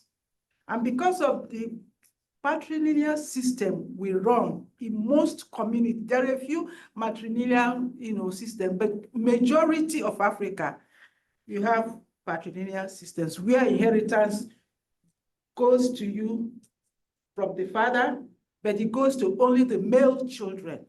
That is the system. An assessment by the World Bank in Africa found that just 13% of women reported sole ownership of land and housing. So you guys will understand what I'm talking about. Now, without land, housing, and property rights, and given, most times, most women lack education and skills, yes, they are now being pushed into poverty and homelessness. So let me emphasize that land tenure security is very, very crucial for women's empowerment, and it is a prerequisite for building secure and resilient communities. Land offers women a way out of insecurity, poverty, and homelessness, as well as the foundation from which women can support and create better lives for themselves and also their children. So when you denied a woman the right to land and inheritance due to customary laws and practices, like I said before, it affects the woman all through her life.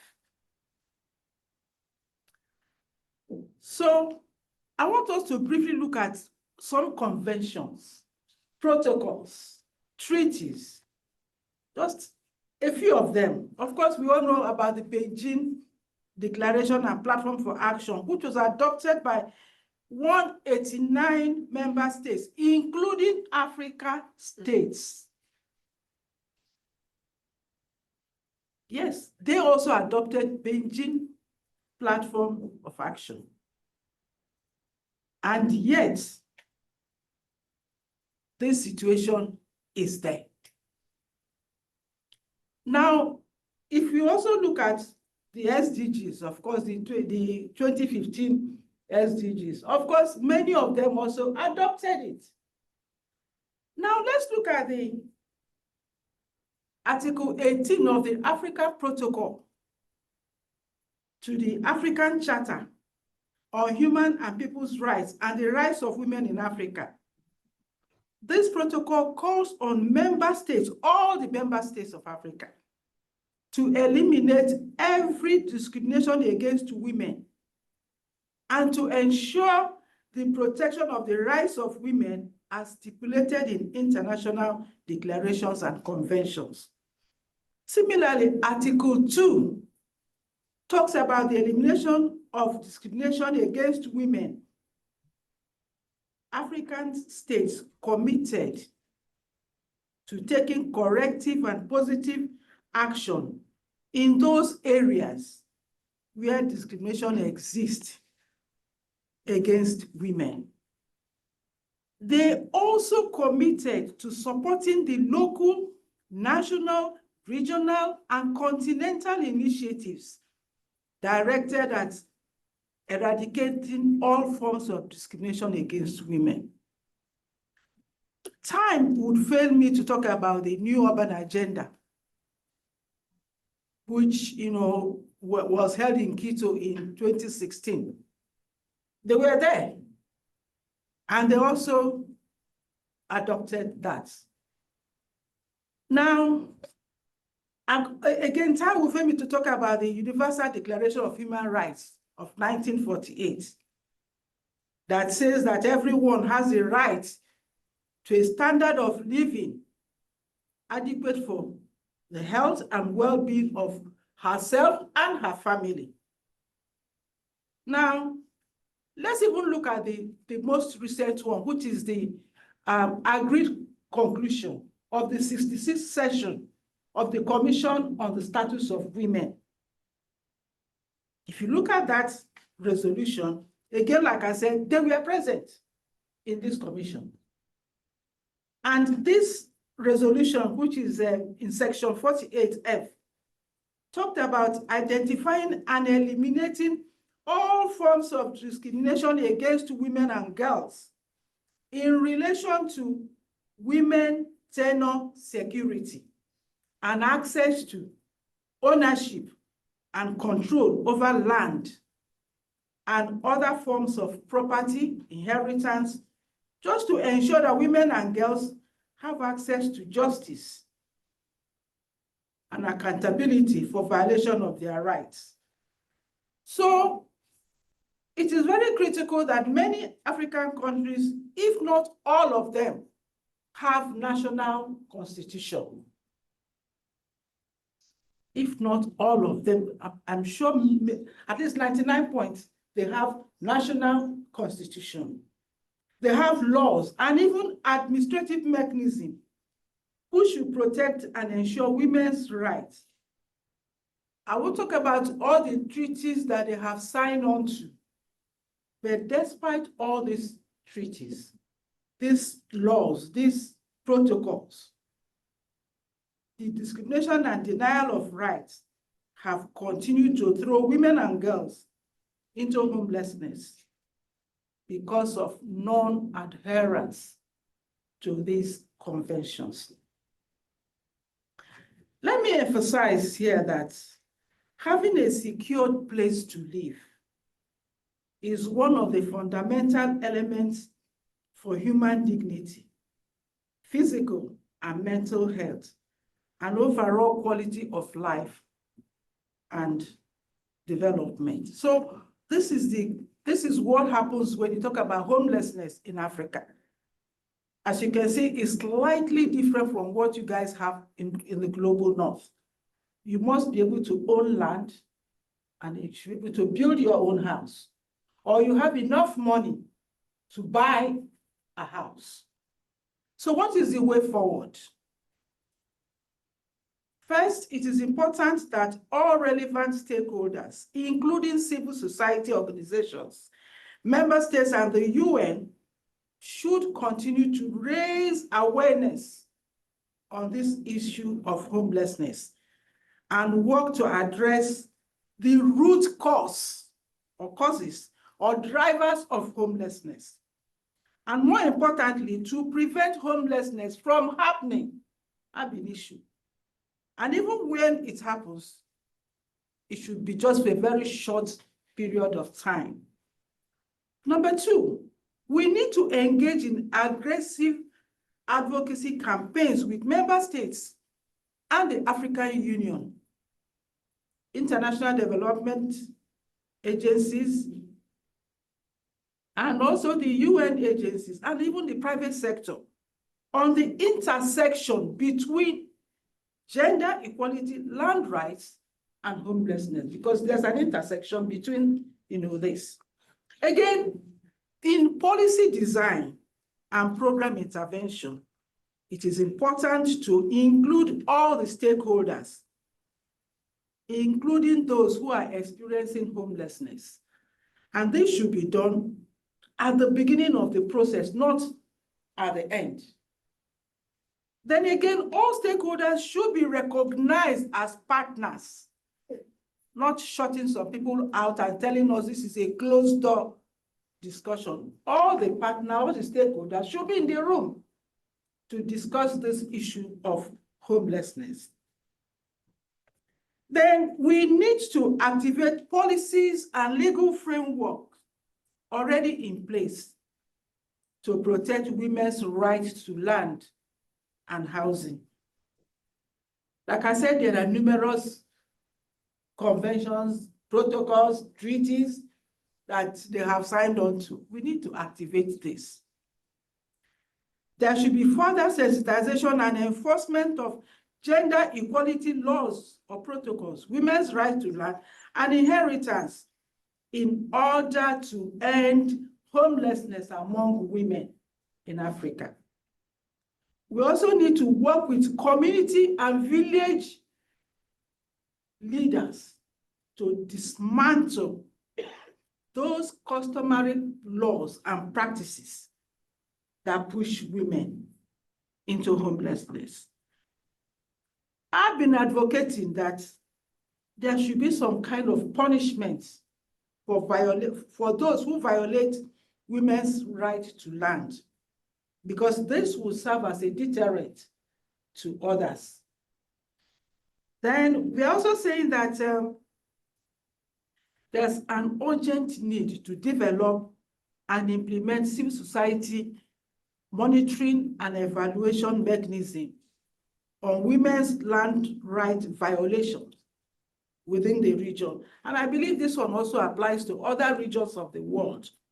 And finally, I'm saying that it's important that civil society and those experiencing homelessness should participate in the measurement of homelessness, monitoring and evaluation of any intervention designed to address homelessness in all the regions. I thank you for inviting me.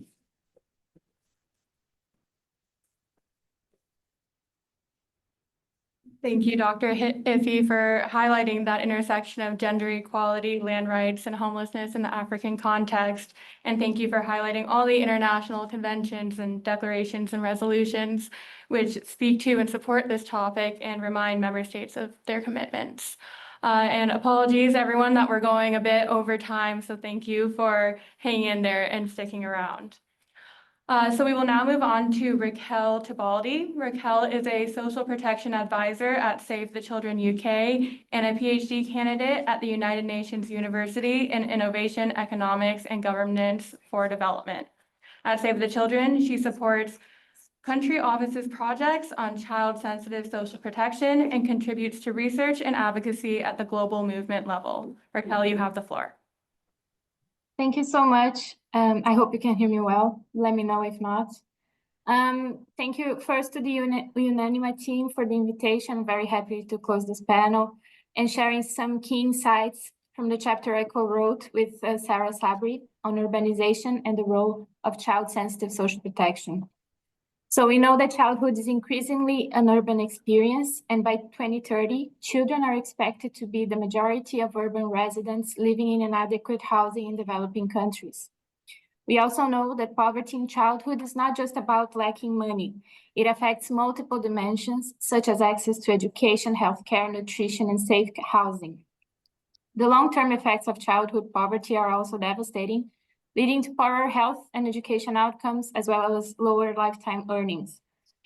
If we are to build stronger and more prosperous societies, we have to ensure that children, no matter where they live, have the support they need to thrive. That's where child-sensitive social protection comes in as one of the most effective ways to address this challenge. These are policies designed to reduce poverty while also recognizing and addressing the unique vulnerabilities of children. These programs, they do more than provide financial support in the form of cash transfers. They can also promote better access to healthcare, education, and other essential services. They also recognize that investing in children is not just a moral duty, but a long-term economic strategy for every country. Governments worldwide have already demonstrated how child-sensitive policies can make a difference, such as in Thailand, for instance, where the country has progressively expanded its child grant program. Starting small, via a poverty-targeted cash program, the government has increased this coverage over time by increasing the age of children that were eligible, as well as raising the income thresholds to include more families.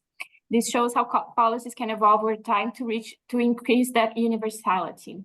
Similarly, we have Ghana's example of the National Health Insurance Scheme, which provides a model for expanding access to healthcare. By making its health insurance available to informal workers, those who often struggle to access government benefits, Ghana has improved the coverage for children and families in both urban and rural areas. The program is also financed through a mix of worker contributions as well as a value-added tax on luxury goods, alcohol, and tobacco, providing an interesting example of a funding strategy that ensures sustainability while also prioritizing public health investment.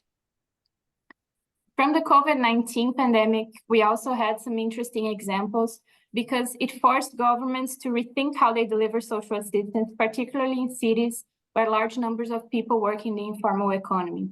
And those, again, are the ones who are typically left out of formal social protection mechanisms. So some examples are, for instance, Togo, where the country used voter registries combined with mobile phone registrations to reach nearly a quarter of its population.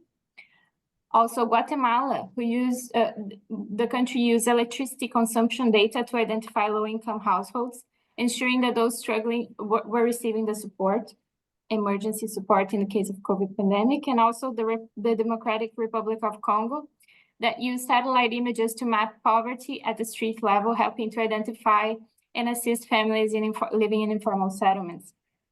So these approaches highlight an important lesson that we must rethink how we identify and reach vulnerable populations in urban areas. Traditional social systems may not be enough, and leveraging new technologies as well as community networks can help to bridge existing gaps. Finally, I want to highlight the final message here that we must not think only in terms of cash, but use a holistic approach. Because while cash transfers and financial support are essential, they are not enough on their own. Urban children face unique challenges, such as overcrowding, unsafe housing, limited access to clean water, and exposure to pollution, all of which require multi-sectoral approaches. Social protection programs thus have to be designed to adjust benefit levels to account for higher living costs in urban areas, connect families with the services they require, such as healthcare, education, and employment services, engage local community organizations, such as women's groups and youth networks, to ensure that programs are effective and inclusive. Finally, I just wanted to leave by saying that urbanization is shaping the future of children worldwide, and the choices we make today will determine whether urbanization will deepen inequalities or lead to better and shared prosperity. I thank you very much for your attention.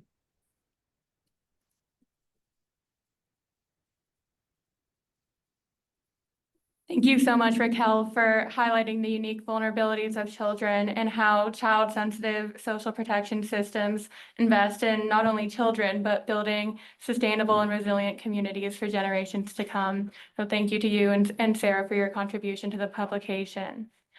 And last but not least, we will close out this panel discussion by hearing from Lydia Stausen. Lydia is the co-chair of the NGO Working Group to End Homelessness and the executive director of the Ruff Institute of Global Homelessness, where she oversees global homeless policy development and advocacy, a cohort of cities addressing homelessness, and knowledge-sharing activities that communicate what works and what doesn't to end homelessness. We at UNANIMA International have worked closely with Lydia, especially through the NGO Working Group to End Homelessness, and see the work that the working group is doing as foundational to pathways forward to address homelessness at the global level. Lydia, you have the floor. Good afternoon, good morning, everyone. Good evening, depending on where you are in the world. I first just want to start with a really warm congratulations to the UNANIMA team on all their work over the past year putting this report together. And it's just really heartwarming to be here with you all at this launch. And great to see so many familiar faces there in the room and here online. And so really, I'm here in my role as co-chair of the Working Group to End Homelessness. Jean Quinn was one of the founding members of this group back in 2017. And whenever I talk about the progress on homelessness that we've made in the United Nations context, people often say to me, wow, I can't believe you've accomplished so much in such a short amount of time. And a lot of that is due to Jean's leadership and the work of the working group. So the working group was founded in 2017. We are a coalition of about 30 organizations that all have a passion to see homelessness addressed through the United Nations ecosystem. This year, 2025, is a big year for us. This fall, there will be another resolution through the General Assembly on homelessness, as well as another Secretary General's report on homelessness. So these resolutions and reports now come out every 2 years. So this is the second cycle of it. And so if you're interested in kind of contributing to these efforts, we certainly welcome your involvement. And I will make sure to, well, I think at least for the folks here online, I'll put the working group links into the chat. And then also, as mentioned, we're also preparing for the World Social Summit, which this is only the second one to have to happen. It's the 30th anniversary of the first one. So these summits don't come around very often.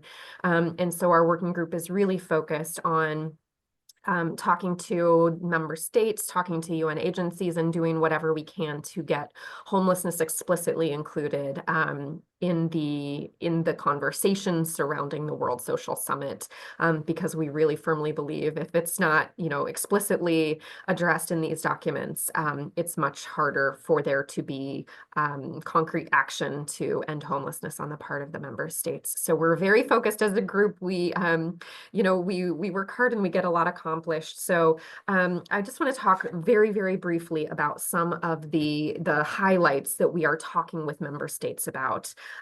These really flow out of the core values of the working group. So we call for member states to safeguard the human right to an adequate standard of living. So everything that we advocate for as a working group is really based in the Universal Declaration of Human Rights and the acknowledgement that all humans have a right to adequate housing.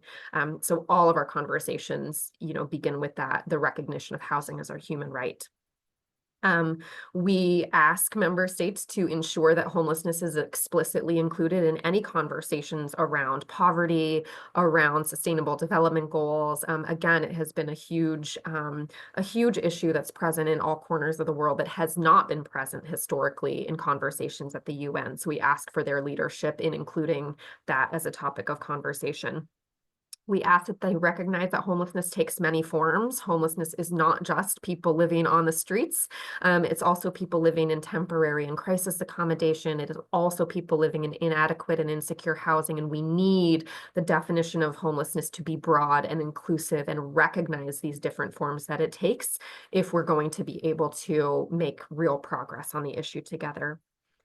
We ask for member states to improve their data collection and their reporting on homelessness. We need to know more accurately the size and scope of this issue that we're tackling together. We ask for member states to work to expand the capacity of all countries in fostering social resilience and inclusive societies. Again, tying social protection floors to housing and to homelessness services is a way for all people who need these supports to have access to them. And we call for the inclusion of people with lived experience in the creation of any policies, any programs, because we really believe that it's the people who are the closest to the issue, those who are experiencing the issue, whose voices should be prioritized in the creation of these solutions. So, it's a long list with a lot of meaty topics, but those are the topics that we're really privileged to engage with member states on, and again have found good support from many member states who are happy to work with us and with our working group to just continue pushing these conversations forward and making the conversations more deep within the UN context. So for those of you there in the room, I know there are many of my colleagues from the working group who are there, so you can obviously grab them after the meeting and chat more about the group. And then I will put in the link here in the chat here for those online, the link to the group. We are always looking for more folks to join and continue this movement. So thank you very much and congratulations again to the team at UNANIMA.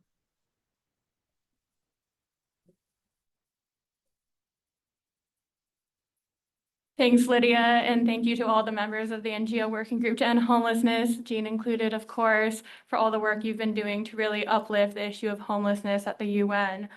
Coming out of the Commission on Social Development last week, of course, we've been thinking a lot about the Second World Summit for Social Development.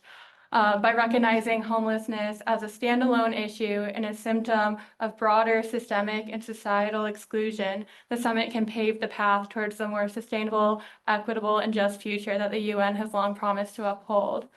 So with that, it's past time to wrap up our discussion. Thanks so much to everyone who stayed a bit late with us, and I apologize that we don't have time for a Q&A, but hopefully, we can continue this conversation in many different ways moving forward. I want to thank everyone again on behalf of UNANIMA International for joining us today, and to all of our panelists and contributors. Your insights, stories, and expertise have really illuminated the urgency of addressing homelessness in all its forms and reaffirmed that this is not just a housing issue, but a human rights issue that intersects with many different issues and is really the result of systemic inequality and exclusion. This publication is meant to be used as a tool for advocacy, as a resource for policymakers, and as a platform for amplifying the voices of those who are too often left behind. The publication will go up later on the website today, but now all of you with us have the first look at the publication. Of course, the physical copies in the room, but also for all of us joining virtually, you can access the publication digitally and download the PDF at the QR code above.